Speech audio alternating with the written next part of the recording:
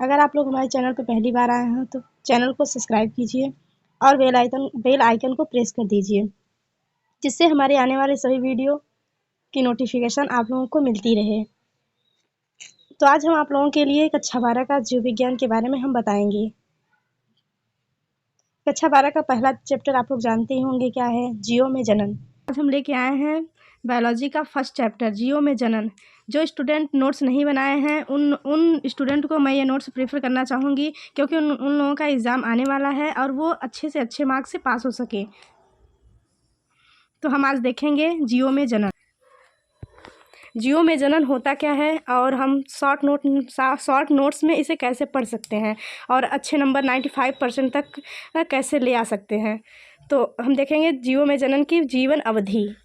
हम देखेंगे जीवन अवधि। जीवन अवधि क्या होता है? किसी जीव का उसके जन्म से लेकर उसकी प्राकृतिक मृत्यु तक का समय उसका जीवन काल या जीवन अवधि कहलाता है। आप लोग जानते ही होंगे, किसी भी जब जीव जन्म लेता है और उसके प्राकृतिक मृत्यु के बीच का जो समय होता है उसको हम जीवन काल या जीवन अवधि कहते हैं। ओके स्टूडेंट, हम देखेंगे प्रत्येक जीव का जीवन काल जो होता है वो अलग अलग होता है। जैसे मनुष्य का अलग होता है, हाथी का अलग होता है, कुत्ता का अलग होता है। उसी प्रकार से हम कह सकते हैं प्रत्येक जीव का जीवन काल जो होता है वो अलग अलग होता है। जैसे आज हम देखेंगे कुछ जीवों के जीवन काल जो कि निम्न है। कुछ जंतुओं के जीवन काल और कुछ पौधों के जीवन काल। जैसे जीवों में हम देख लें, हाथी हो गया, कुत्ता हो गया, तितली, गाय, घोड़ा, कछुआ, कौवा। इसमें इन लोगों का जो जीवन काल है वो अलग अलग है। और पौधों में हम देख लेते हैं गुलाब, केला, धान, बरगद, पीपल, आम, जामुन एक्सेट्रा। इन सब के जीवन काल जो है वो अलग अलग हैं। तो हम पहला देखेंगे, हाथी का जो जीवन काल होता है वो 65 से 70 के बीच में होता है। मतलब हाथी जो होता है वो 65 से ज़्यादा जी सकता है, 70 तक का उसकी एज होती है। और कुत्ता जो होता है वो 20 से 25 वर्ष तक जी सकता है। और तितली जो होती है वो 1 से 2 साल तक जीती है। और गाय जो होती है वो 20 से 25 वर्ष तक जीती है। घोड़ा 50 से 60 वर्ष तक जीता है। कछुआ जो होता है, कछुआ की जन्मतिथि, कछुआ जो होता है वो 100 से 150 वर्ष तक जीवित रह सकता है। कौवा जो होता है वो 15 वर्ष तक जीवित रह सकता है। पौधों में गुलाब जो होता है वो 5 से 7 वर्ष तक जीवित रहता है। केला का जो पौधा होता है वो 25 वर्ष तक जीवित रहता है। धान होता है वो 3 से 4 महीने तक रहता है। बरगद का जो पेड़ होता है वो 200 वर्ष तक जीवित रहता है। पीपल का 1500 वर्ष तक जीवित रहता है। आम का जो पेड़ होता है वो 100 वर्ष तक रहता है। जामुन का 60 वर्ष तक। हम देखेंगे अब रिप्रोडक्शन। हम देखेंगे जनन क्या होता है। जनन इंग्लिश नेम रिप्रोडक्शन। जनन द्वारा किसी जीवधारी, वनस्पति हो या प्राणी, अपने ही सदृश किसी दूसरे जीव को जन्म देती है, अपनी जाति की वृद्धि करती है। जन्म देने की इस क्रिया को क्या कहते हैं? जनन कहते हैं। जब जीव किसी अपने ही समान जीवधारी को जन्म देती है तो उसको क्या कहते हैं? जनन कहते हैं। जन्म का अर्थ है अपने समान संतान उत्पन्न करना, जनन कहलाता है। मतलब अपने समान जो संतान उत्पन्न करेगा उसको जनन कहते हैं। अब हम देखेंगे जनन के उद्देश्य क्या है। Purpose of reproduction. जनन जीवों की एक प्रमुख जैविक क्रिया है जिसके उद्देश्य निम्नवत हैं। जनन के माध्यम से ही हम जाति की निरंतरता सदैव बनी रहती है। जीव जनन करते हैं और अपने समान संतान उत्पन्न करते हैं, जिससे उनकी संख्या में वृद्धि होती है। जनन से विभिन्नताएं उत्पन्न होती हैं और विभिन्नताओं से विकास होता है। जनन के द्वारा ही किसी जीव की मृत्यु होने पर उसकी जाति का अस्तित्व बना रहता है। जनन के द्वारा ही अगर कोई जीव आगे बढ़ना चाहता है तो जनन के द्वारा अपनी जाति के अस्तित्व को बनाए रहता है। अब हम देखेंगे जनन के प्रकार क्या है। जनन के जो प्रकार हैं वो निम्न तरीके से हैं। कायिक जनन हो गया, अलैंगिक जनन हो गया और लैंगिक जनन हो गया। कायिक जनन को इंग्लिश में क्या कहते हैं? Vegetative reproduction. अलैंगिक और सेक्सुअल रिप्रोडक्शन। लैंगिक जनन क्या होता है? Sexual reproduction. अब हम देखेंगे कायिक जनन होता क्या है। जो वेजिटेटिव रिप्रोडक्शन होता है वो होता क्या है? जब किसी पौधों में जड़, तने, पत्ती के द्वारा किसी नए पौधे को जन्म दिया जाता है तो हम उसको क्या कहते हैं? कायिक जनन या वर्धी जनन कहते हैं। नए पौधे आकारिकी एवं व आनुवंशिकी रूप से अपने मातृ पौधों के एकदम समान होते हैं। इस क्रिया को क्या कहते हैं? क्लोन कहते हैं। जब एक पौधा दूसरे पौधे के एकदम समान आकारिकी तथा आनुवंशिकी से समान होता है तो उसको क्या कहते हैं? क्लोन कहते हैं। मातृ पौधे का वह भाग जो नए पौधे को बनाता है उसे कायिक प्रवर्धक कहते हैं। जो जैसे कि जड़, तना व पत्ती, इनमें से कोई भी हो सकता है जो कायिक जनन में इम्पोर्टेंस रोल अदा करता है। कायिक जनन के प्रकार क्या हैं? कायिक जनन हम किस प्रकार से कर सकते हैं? प्राकृतिक कायिक जनन, कृत्रिम कायिक जनन।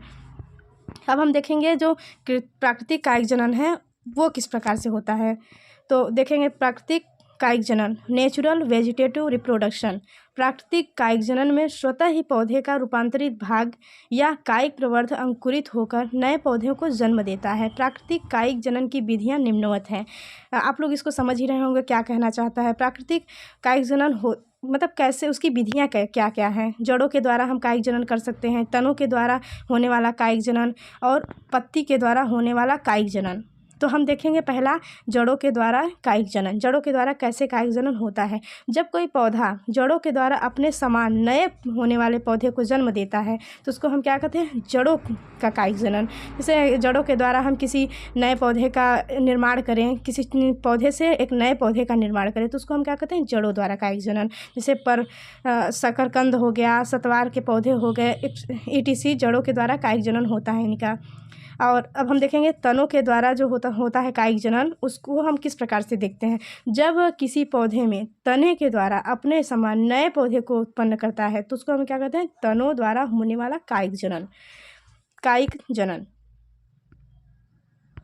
हम देखेंगे तनों के द्वारा होने वाला कायिक जनन। तनों के द्वारा हम कैसे किस प्रकार से एक नए पौधे का निर्माण करते हैं उसको हम देखेंगे। जब किसी पौधे में तने के द्वारा अपने समान एक नए पौधे को जन्म दिया जाता है तो उसको हम क्या कहते हैं? तनों द्वारा होने वाला कायिक जनन।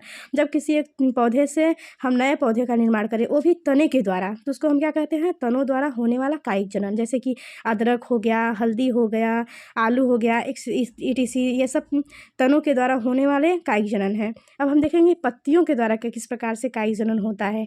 जब किसी पौधे के द्वारा पत्तियों से एक नए पौधे का निर्माण किया जाए तो उसको क्या कहते हैं? पत्ती द्वारा होने वाला कायिक जनन। जैसे अजूबा हो गया, बिगोनिया हो गया, ये सब पौधे हैं जिससे पत्तियों के द्वारा एक नए पौधे का निर्माण होता है।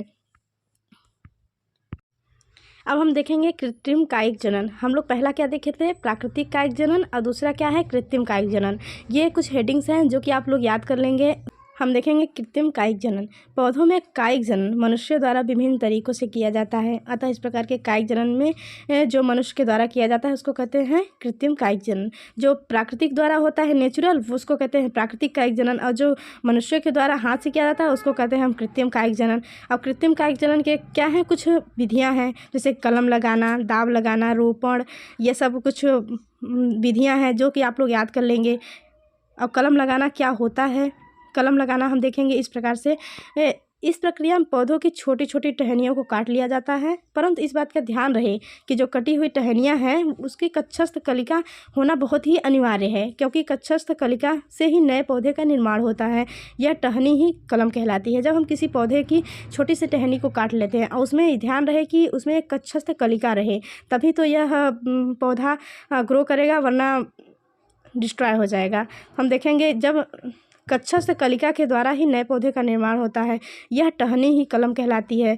इन कटे हुए टहनियों को मृदा में आधा रोप दिया जाता है और कुछ समय पश्चात एक नए पौधे का निर्माण होता है। कलम लगाने की प्रक्रिया कई पौधों में की जाती है, जैसे कि गुलाब हो गया, गुड़हल हो गया, अंगूर हो गया, नींबू हो गया, इन सब चीज़ों में कलम लगाना होता है।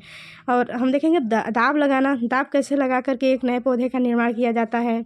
इस प्रक्रिया में क्या होता है? मात्र पौधे की तने की जो शाखा होती है उसको मृदा में इस प्रकार गाड़ दिया जाता है कि उसका अग्रभाग आयु में रहे और दबा जो भाग है उससे जड़ें निकलने लगें।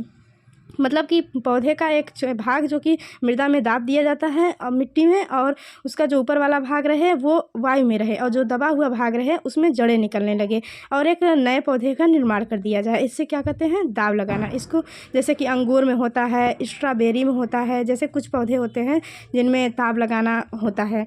और हम देखेंगे रोपण।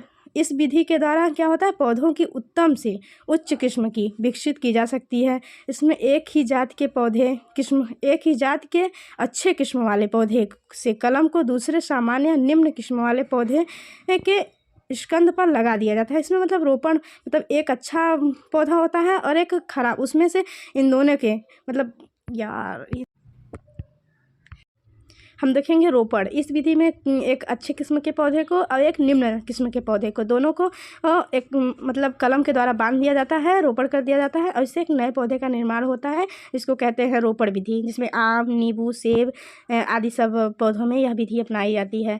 अब होता है गुटी लगाना। गुटी बांधना कैसे होता है? यह दाव लगाने की एक विधि है। इस विधि के प्रयोग पौधों में अधिक ऊंचाई पर स्थित शाखाओं पर किया जाता है। जैसे जो पौधा होता है उसके अधिक ऊंचाई, जैसे शाखा होती है जो सबसे बड़ी होती है, उस पर यह विधि गुटी लगाना, गुटी बांधना जो विधि होता है उसको अपनाया जाता है। यहाँ पर दाव विधि का प्रयोग नहीं होता।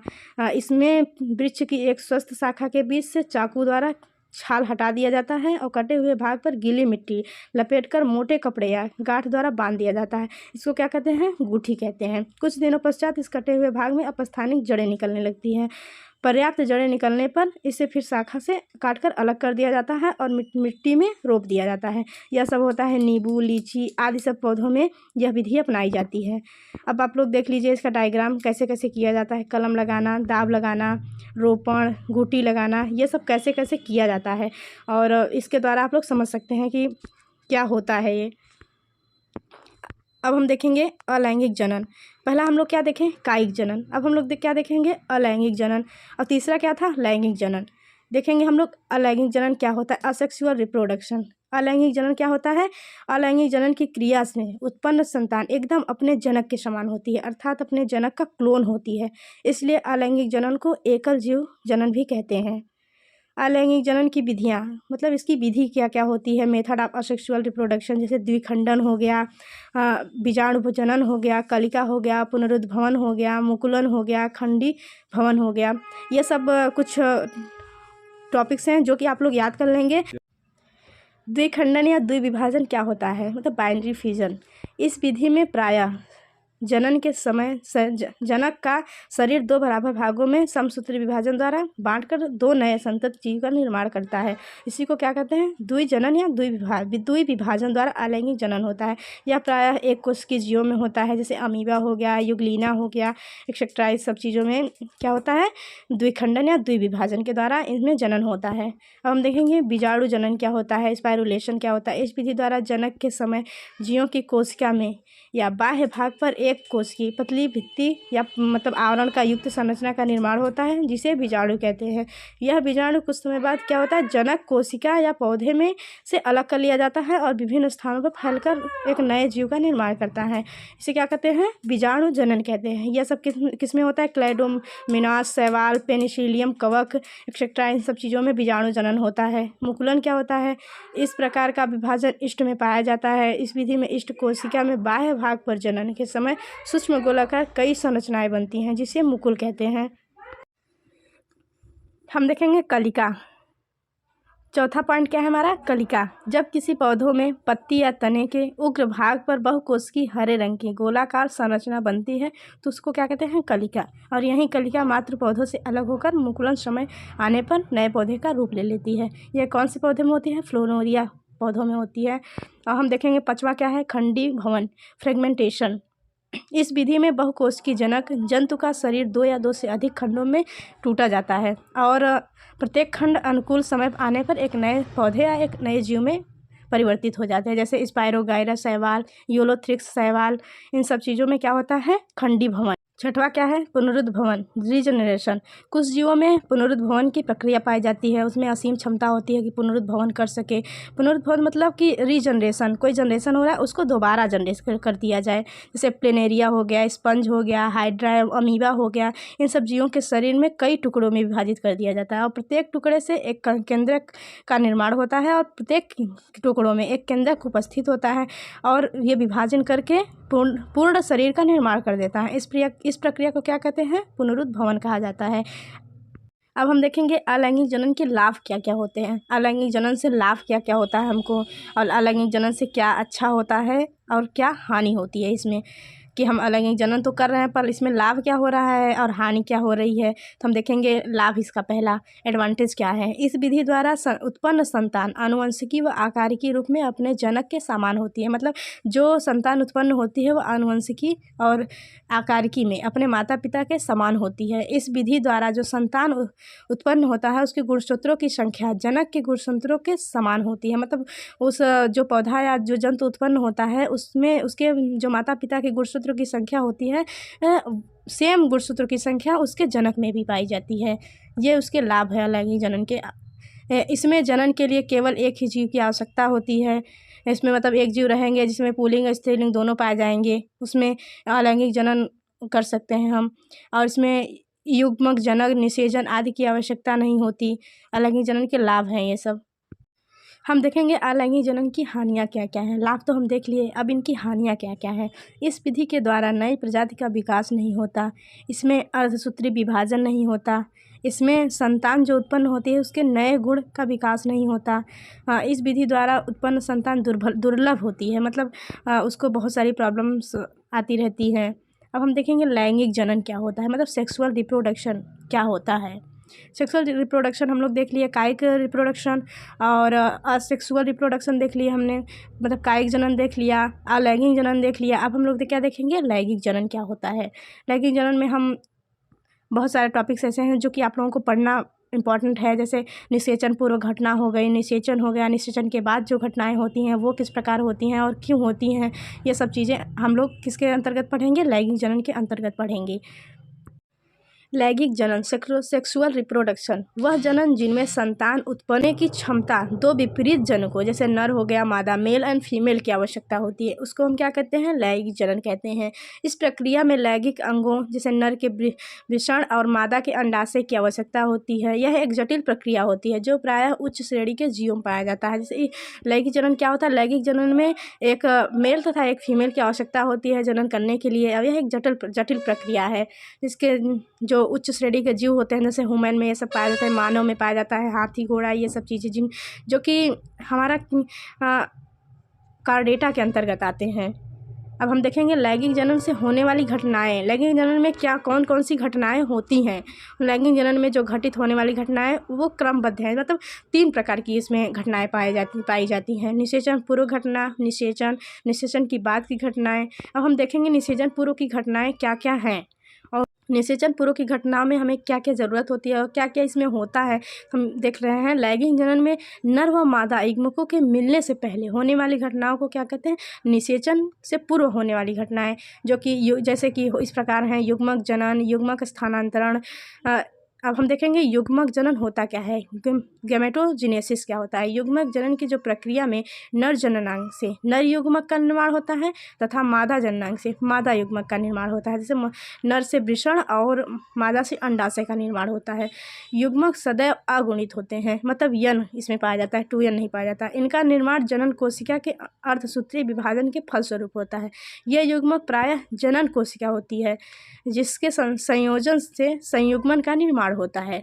हम लोग क्या देखेंगे, युग्मक स्थानांतरण दूसरा क्या है। युग्मक निर्माण के पश्चात नर व इसमें युग्मक स्थानांतरण में क्या होता है, युग्मक निर्माण के समय नर युग्मक व मादा युग्मक एक दूसरे के समीप आ जाते हैं जिसे युग्मक स्थानांतरण कहते हैं। मतलब एक स्थान से दूसरे स्थान तक चले जाते हैं। जैसे फीमेल का अंडाशय और मेल का वृषण दोनों एक दूसरे के समीप आ जाता है। यह युग्मक क्या होता है, यह युग्मक स्थानांतरण जंतुओं और पौधों में अलग अलग तरीके से होता है। जैसे जंतुओं में युग्मक स्थानांतरण प्रजनन मार्ग मतलब योनि मार्ग से फलोपियन नलिका के रास्ते मादा युग्मक के पास स्थानांतरित होती है, जबकि पौधों में यह क्रिया जल, कीट, वायु आदि माध्यम के द्वारा संपन्न होती है।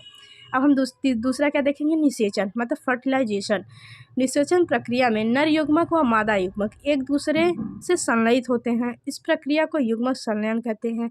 इसके पश्चात द्विगुणित युग्मनज का निर्माण होता है, मतलब जाइगोट का निर्माण होता है, 2 यन इसमें बनता है। इस प्रक्रिया को निषेचन कहते हैं। इसे सिग्मैनी भी कहा जाता है। अब हम देखेंगे इसमें होने वाली घटनाएं। हम लोग देख लिए हैं युग्मक जनन, युग्मक स्थानांतरण, निषेचन। अब हम लोग क्या देखेंगे, निषेचन के बाद जो होने वाली घटनाएं हैं वो किस प्रकार की हैं। अब निषेचन के बाद हम लोग घटनाएं देखेंगे। निषेचन के पूर्व तो हम लोग घटनाएं देख लिए, अब हम लोग क्या देखेंगे, निषेचन के बाद क्या क्या घटनाएं होती हैं लैंगिक जनन में। निषेचन के बाद होने वाली समस्त घटनाएं निषेचन पश्च घटनाएं कहलाती है। जो निषेचन के बाद घटनाएं होती हैं उसको क्या कहते हैं, निषेचन पश्च घटनाएं कहते हैं। इसमें नर युग्मक मतलब यन और मादा युग्मक अंडाशय मतलब यन के संलयन के बाद युग्मनज मतलब टूयन का निर्माण होता है, मतलब जायगोट का निर्माण इसमें होता है। युग्मनज जायगोट वृद्धि करके क्या बनाते हैं, भ्रूण बनाते हैं। भ्रूण विकसित होकर एक नए जीव का निर्माण करता है।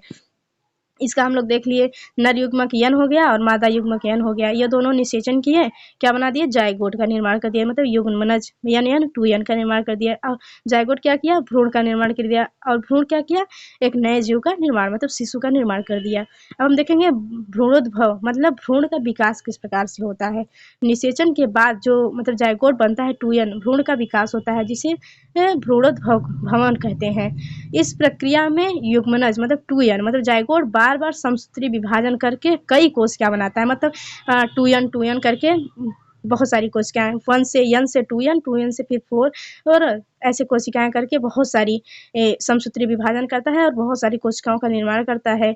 फिर यही कोशिकाएं ऊतक बना लेती हैं और यही ऊतक मिलकर अंगों का निर्माण करते हैं और अंग मिलकर अंग तंत्र का निर्माण करते हैं और यही अंग तंत्र क्या करता है, जीव का निर्माण करता है। Thank you for complete biology ज्ञान। आप सभी को अगर हमारी वीडियो पसंद आए तो प्लीज लाइक सब्सक्राइब कर दीजिए, और अगर चैनल पे पहली बार आए हैं तो वो चैनल को सब्सक्राइब कर दीजिए और बार बार इस वीडियो को देखिए।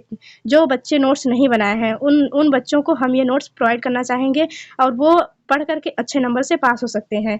Thank you.